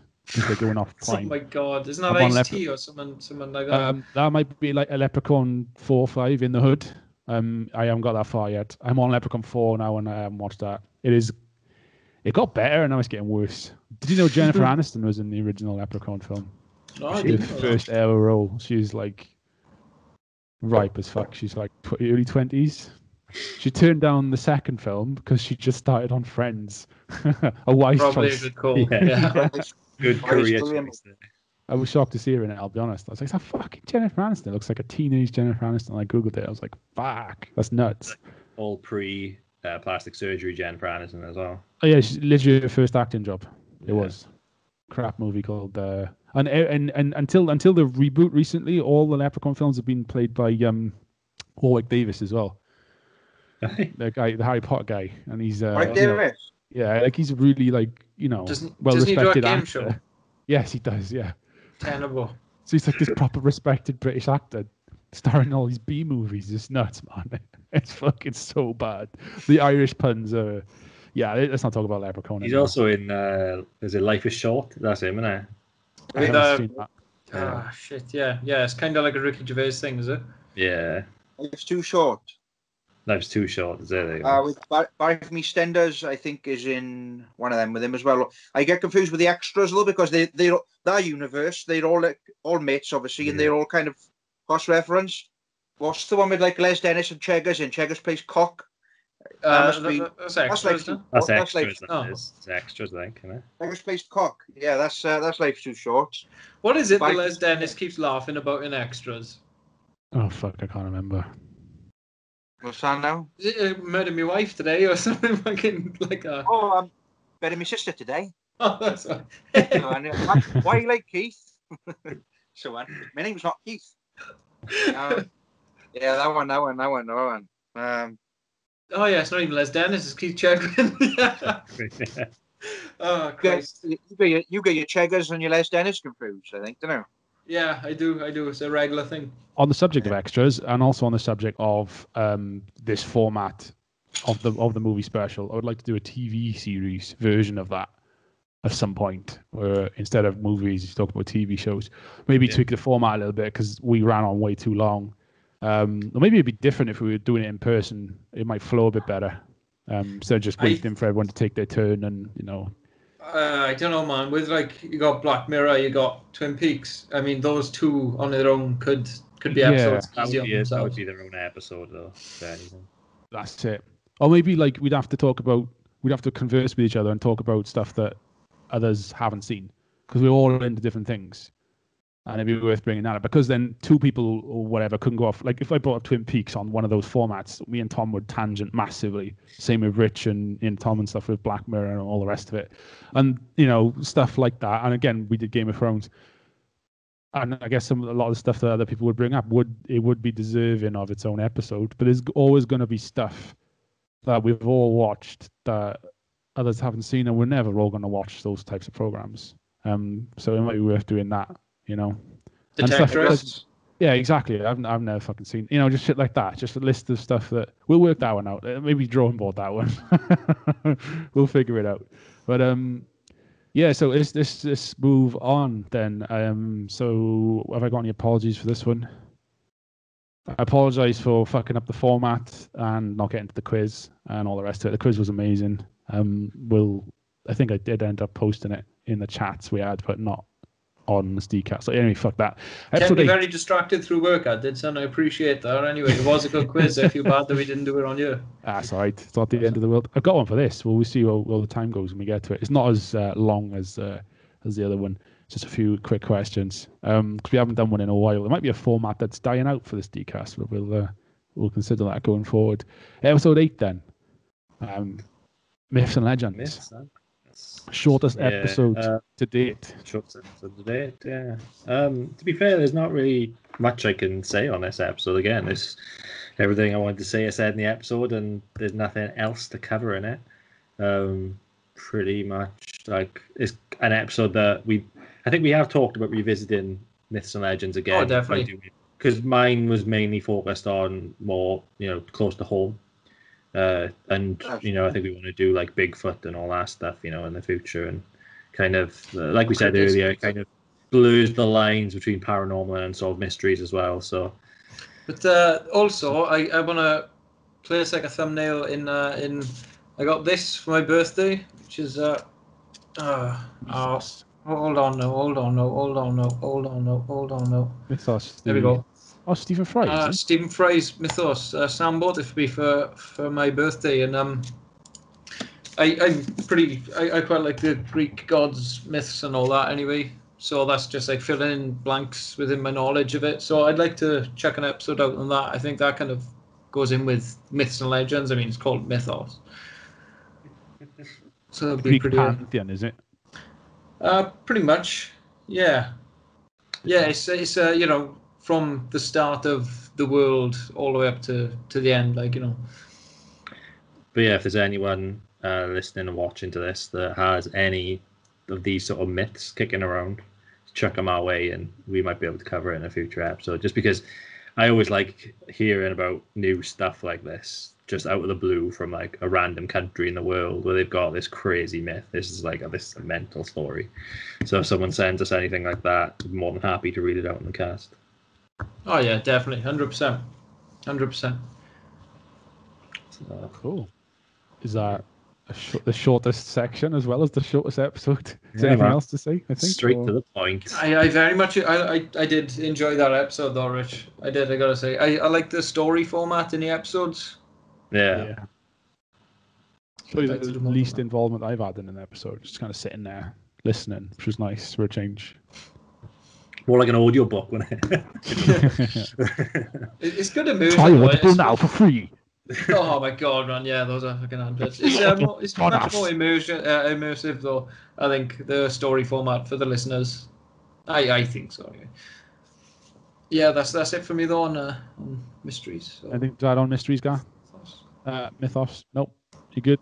So I apologise, like I just said, for not saying much, not really being involved, but I didn't want to interrupt. Shit was going well. I really enjoyed the one about the kids going missing. That was a weird one. That popped up on Reddit not so long after. It did, funny enough. Yeah, there was like a newspaper clipping, and if maybe we can find it, we can flash it up on the screen somewhere. Like a Piper, leading the kids off. Weird shit.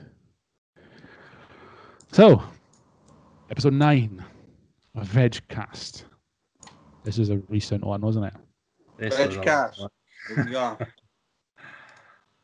Today, this is one of the most painful editing processes of an episode I've ever had in my life. to break the fourth wall a bit of people know how we edit episodes. So this episode took my computer 18 hours to bounce down because of the amount of animated screens I had in there. But yeah, that was fun. 18 fucking hours, man, that's insane. It's the only Steeg. How long did it take to upload? Or did it take long rendering time? It didn't take long to upload. It was just rendering time. Yeah. It was the so during you and Harry's conversation, it was the moving background because that conversation went on for so long. That was basically an After Effects background that was stretched. So an After Effects isn't a great application at the best of times for shit like this. For like functionality and just reliability. So trying to get that going, oh man, it was it's a challenge. There we go. So it's the only SteegCast episode I've not listened to in one sitting. It's too long. I've not been able to. I think in hindsight it might have been better to do the episode including the Greasy Vegan interview and then put the Becca and Harry interviews as like accompaniments. Probably a better idea. That's what in looking back at it now, I'm like, that was so long.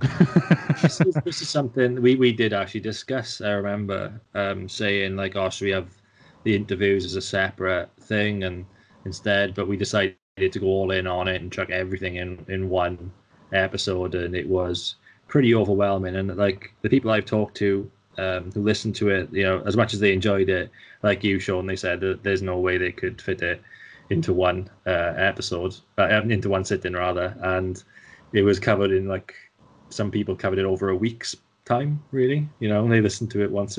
I listen to a lot of long form podcasts like that. Like 6-7 hour podcast. So I was always open to trying that. Whether it works for the SteegCast is another story. There's a lot of fucking effort involved. Again, on your guys' part, on Gareth, who wrote the episode, and Richard, who obviously bounced it all down and edited it and added all the effects and stuff. It was a massive effort. Fucking massive effort, like for a single podcast. But I did enjoy the episode though, and to go off on my personal. Before we started doing that episode, I decided to do a vegetarian diet, sort of in the build up to the episode to see what it was like, and I've kept it going. So I'm still vegetarian for that. I haven't had meat or anything since then. So how long are we talking? Just out of curiosity. So over 2 months now, is it? Something like that. Good going, man. Fuck. So I'd still consider myself a flexitarian, but like I've said that when Christmas rolls around, I'll have a Christmas dinner. But like for the most part, I don't feel like I need to eat it. Like when me and Gareth doing stuff the other day, we ended up getting food, and like we both got like tofu based stuff and things. It was really enjoyable, in fairness. I had a lovely vegan pasty as well. I had a brief moment of madness where I probably had too many beers, and I finished some of Tom's pizza, which had some meat on it, if Tom remembers. That's the only bit of meat. Oh, God, yeah. Yeah, that's the only bit of meat I've had in months. Like, other than that, I've been having all vegetarian and vegan stuff, same as Richard, more or less around the same time, really. So, yeah. I'm not classing myself as anything really, but I'm more than happy to leave out my diet at the moment, and I can't see me eating meat again anytime soon. So, yeah, there we go. Till the next Donna pizza comes a knocking. No. That was a a moment of madness, absolute moment of madness. I was, because I was doing so well, and then I finished Tom's Pizza Dregs, and it was like weeks of hard work, just out the window. Like, I think I'm more than happy to completely leave meat out of my diet at the moment, and that's where I stand on it. Anyway, I think I was more aware of what I was eating for about a month, and then like the hedonistic treadmill just caught up with me, and it just kind of went again. Like all the consciousness disappeared from my brain. And on that note of consciousness, did anybody actually watch the Earthlings documentary? no. No, sorry. Oh, just wondering is all, because it got brought up a few times in the cast. It did. No, I have watched. That's the one that's pretty brutal, though, isn't it? Yeah, that's the Joaquin Phoenix one. Is it Joaquin Phoenix? Yeah, it is. Yeah. yeah. I mean, I'm fully aware. I'm fully aware of what goes on. I'm fully conscious of the industry. At the moment, as I say, I've chosen not to participate or get involved in or eat any products of. So I'll simply just leave it at that, really. I won't delve any further into it. I'm not going to screech around the place that I'm a vegan or a vegetarian or whatever.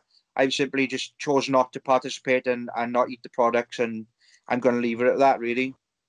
Yeah. Regardless of my stance on it as well, massive thank you to Harry and Becca. They, that interview, both of the interviews were great, like really good. I'll say. Yeah. Really Big good. thanks to them.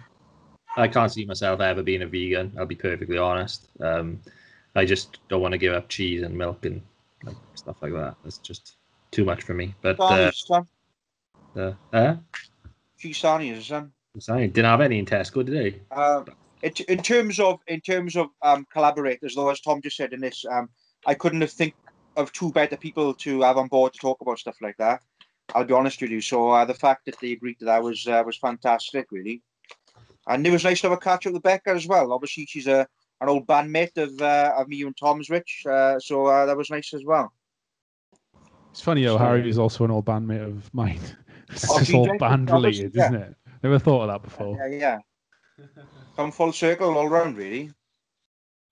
Maybe in the next season we'll have another person on or another person interviewed. Maybe, hopefully, it'd be pretty cool. I'd like to get more people involved. Definitely. Yeah, well, it was Recapcast and the interviews for it was supposed to be the big grand opening of season 3, wasn't it, originally?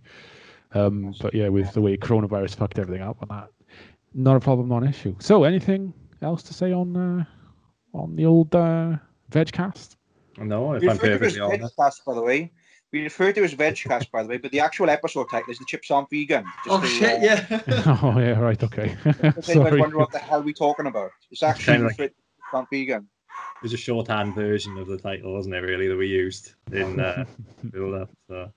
But to be fair, I think that episode is so long. If we had any more to add on to it, I would be amazed. That's fair. I don't know.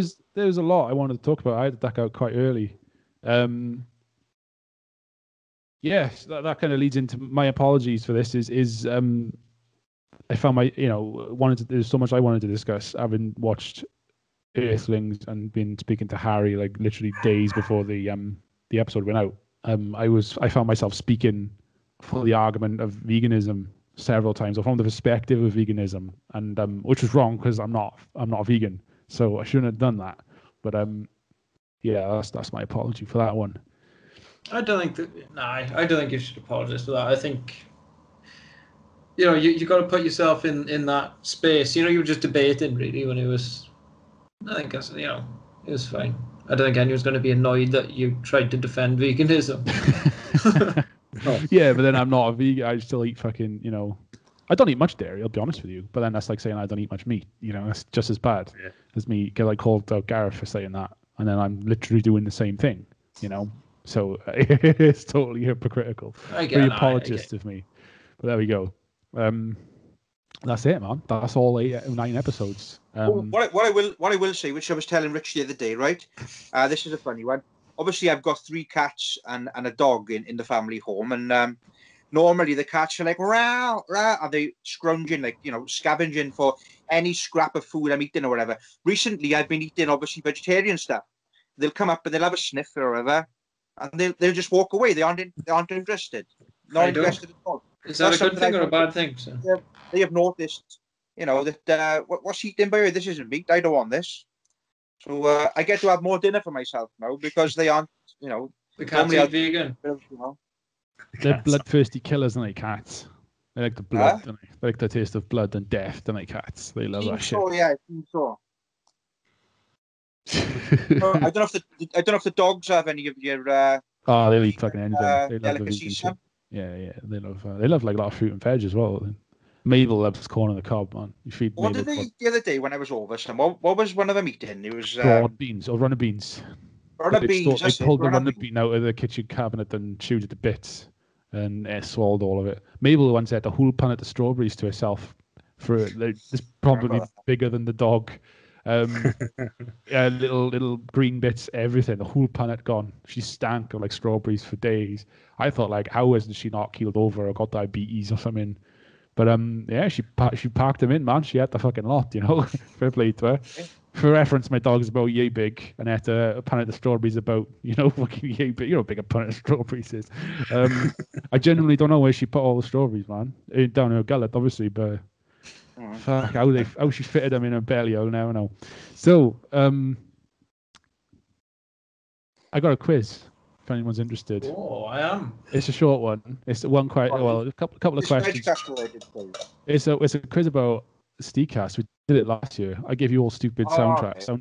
It went on a bit long last year. It was a huge part of the Recapisode. We all had our buzzer sounds, and I'm not going to do that because it was carnage. In person, doing it remotely via Skype, it's just going to be a nightmare. So I'm just going to ask some SteegCast related questions, and you're all welcome to chip in. I'll keep a score somewhere, somehow. Maybe I won't. I don't know. Just a few questions. How well do you guys know SteegCast? So, we good to go? We're going to guess. We happy to do that? Yeah, go for it.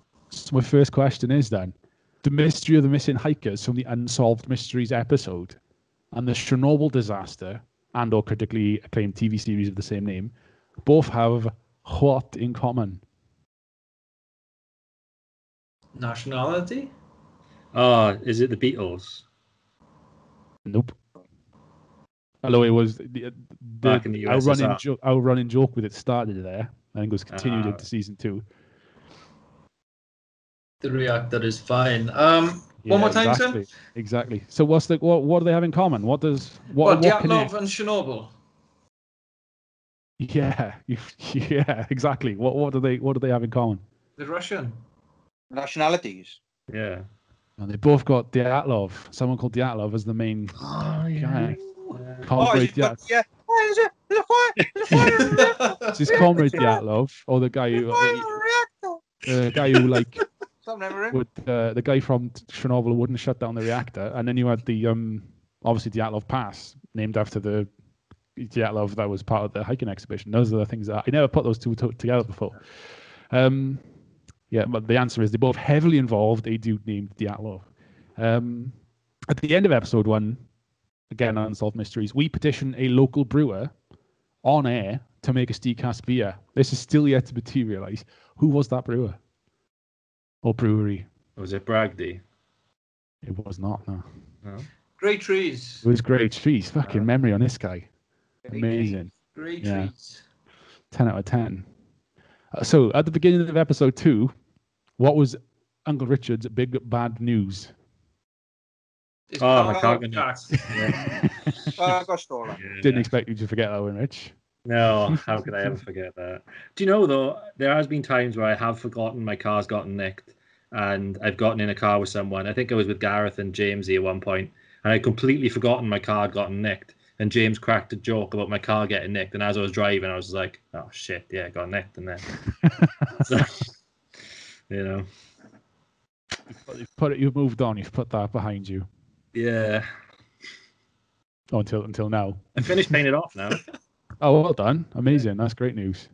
I can't wait till I finish paying my car off. It's gonna be, amazing. You're in the black these days, Rich. Fucking killing it. I don't know. It's wicked. 10 out of 10. So the next question, again, episode 2, paranormal. I go into detail about the history of the Haunting of Hill House, from the novel to the films and then to the TV series on Netflix. Which celebrity that stars in the second 90s remake did I say was dead, even though she's very much alive? Oh. In fact, I've mentioned her being dead a few times in the history of the cast, even though she is very much alive. Betty White, is it? It is not. No, it's not Sharon Betty Stone? White. No, not Sharon Stone. I think you should offer an apology to this lady, though, as well I will. as. She seems like a lovely lady. She does. This Catherine Zeta-Jones. Why I have this You thing thought with she her. was dead? No, I just said I don't even know.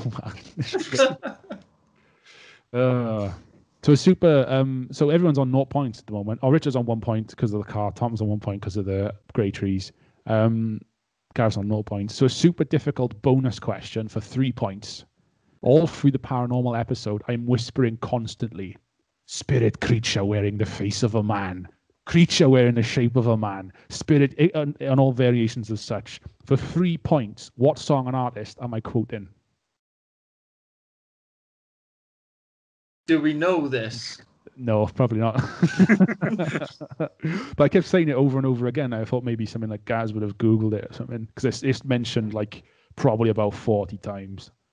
I say spirit wearing the face of a man. It's Befriending a Child Killer by Venetian Snares. It was on one of our European playlists. It was blaring at like 3 a.m. as we were driving down the motorway. Like, it was pretty ominous. Nothing from the Brexit cast. Weird internet. What was the name of the company that originally created MySpace?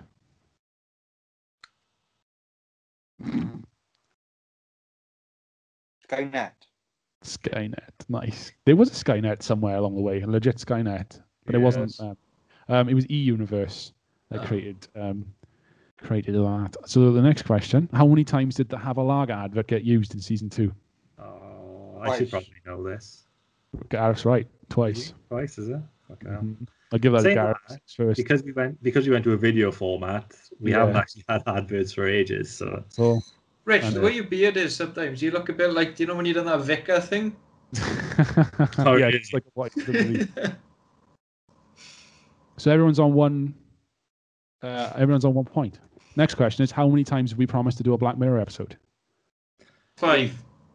3. That's the joke question. I don't have the answer. We have been promising since season 1. So VegCast, or The Chips Aren't Vegan, was the 9th episode of season 2. However, in the 9/11 episode, it said that The Chips Aren't Vegan is originally announced as what? First episode, season 3. Yeah. Well, I shot myself in the foot by mentioning that less than 20 minutes ago. Yeah, so 2 points to Tom then. Everyone else is on 1. In the 9/11 episode, I incorrectly attribute the chorus serial killer to the Wu-Tang Clan.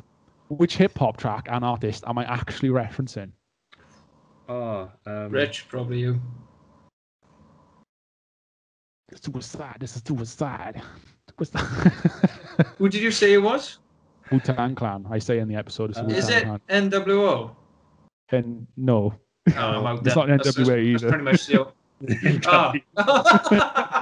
Hulk Hogan is his son. Global Elite is his son. Oh, Jesus. Conspiracy on the brain. You put it in the chat, and I can't. I put the song in the chat soon after. I was like, "Oh, guys, I was saying the Wu-Tang Clan did this song. It was actually well, the song is called Serial Killer, and the artist is Snoop Dogg, or Snoop Doggy Dogg, who's the first album. I was trying to remember. I can remember. Okay, so in the Serial Killers episode, I declined to list the victims of Ian Brady and Myra Hindley, but then minutes later mentioned one of them. What was his name? Who did I bring up? The one guy. Not a clue, but Keith Bennett. Sorry, Keith. No points to anybody there, especially you, Keith. Okay, what is the name of the officer to whom Jack the Ripper addressed his letters of correspondence? I should know this. I read it like 3 times. You also read it out as a sketch as well, which we put at the start of the episode. Read it out? Yeah. I don't know. Oh, no. Anyone else? I can't remember. I'm gonna kick myself. I know I will though. Mr. Lusk. That's it. In the SteegCast movie special, what is my honourable mention?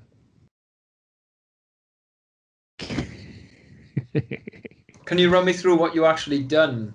Did Blade Runner, I did Zombie Flesh Eaters, and I did Mulholland Drive. So I should be Cannibal Holocaust. Fucking this guy. 3 points to Tom Pitt. It's 1 point each to everyone else. What is the name of the book which contains massive amounts of Welsh folklore and fairy tales? Abernathy. I'll give that to so 2 to Gareth. 2 to Gareth. Did you say Mabinogion or whatever? I said some sort of fucking variation. Mabinogion. What did you say, Rich? Did you say anything? I didn't say anything. But... so there's 4 to Tom, 2 to Gareth, and 1 to Richard. What is the name of the seaside castle in which King Arthur was born? Oh, Carnarvon. Nope. Oh, Camelot. Nope. No. He wasn't born in Camelot. Cardigan, is this one? Caernarfon. Nope. It was Tintagel. Oh, I never would have got that. That's Cornwall. It is. That's where he was born. Good God. Tintagel or Tintagel or whatever you say. I did actually mention it in the episode. Yeah. And you said you'd been there. Yeah. I've been there. I have been there. Yeah. That's it. That's my quiz. So Tom Tit wins. That's it. That's it, man. Yeah, that's it. I don't know what going forward season 3. Working remotely has kind of derailed our momentum. The first 4 episodes.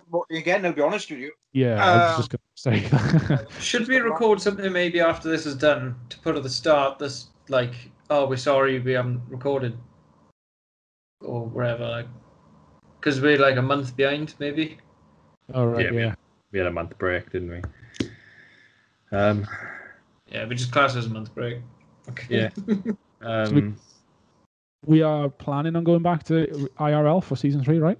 Yeah. Filmed or not? Not filmed. We got to go back to normal. Back to audio. Bit disappointed in that, I won't lie. It's a lot of work to do it with the film. Like a Joe Rogan style, yeah? Yeah. I'd need 2 good cameras as well.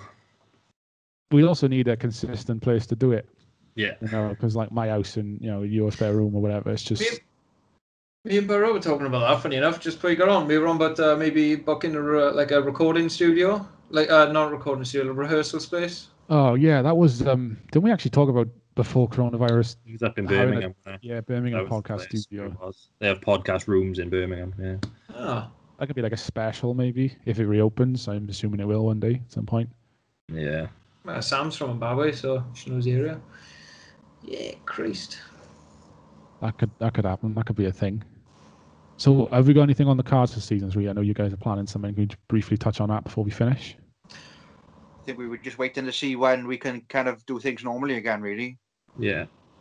We do have something in the mix that's a little bit different planned for around Halloween time. I think I'll say that much. Yeah. Sound.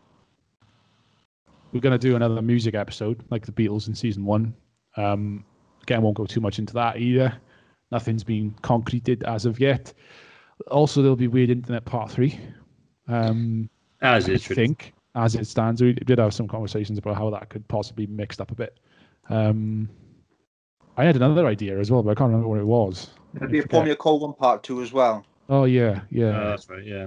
I'm working on that on and off. That'll happen. Bang. When the time's right, though. When the strike when the iron is hot. That's going to be when the time's right.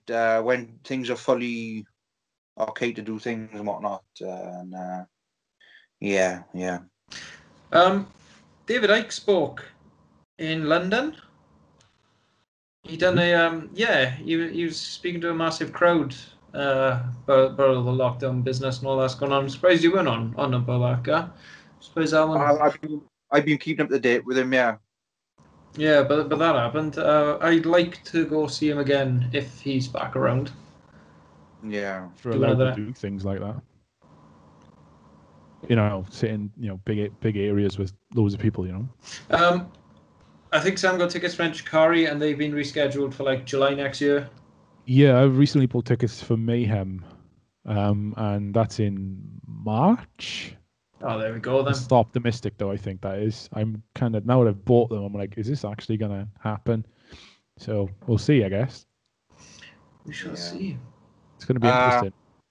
If all goes to plan, I may have the odd interview or two again coming up before the end of the year as well. I don't want to say nothing in case things don't go ahead, but I may get one in at least before the end of the year, I think. See how it goes. In terms of our interviews that we started. And yeah. It's quite disappointing with the whole COVID thing because me and Gareth had a couple of people lined up to interview, and we would have had a lot more by this time, if everything that didn't happen. So it was. Right, yeah. Has anyone got anything to add? No, I'm good to wrap. Season 2 is done and dusted. No. Season 2 is in the bags, in the can. I'm going to make a vegan Sunday dinner now. Really? It's going to be sausage, mash, and broad beans. It's not really a dinner. There we go. It's been a pleasure running on. Coronavirus has massively derailed season 2, but we'll get back on the horse, I'm sure. Yeah. I don't mean we're not going to start taking heroin. I mean we're going to get back on the on the right track. Got my hopes up, man. Aye. Yeah, I got no.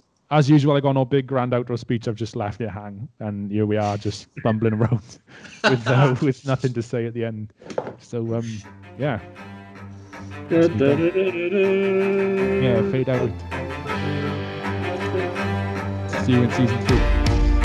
Bye. Bye. Now.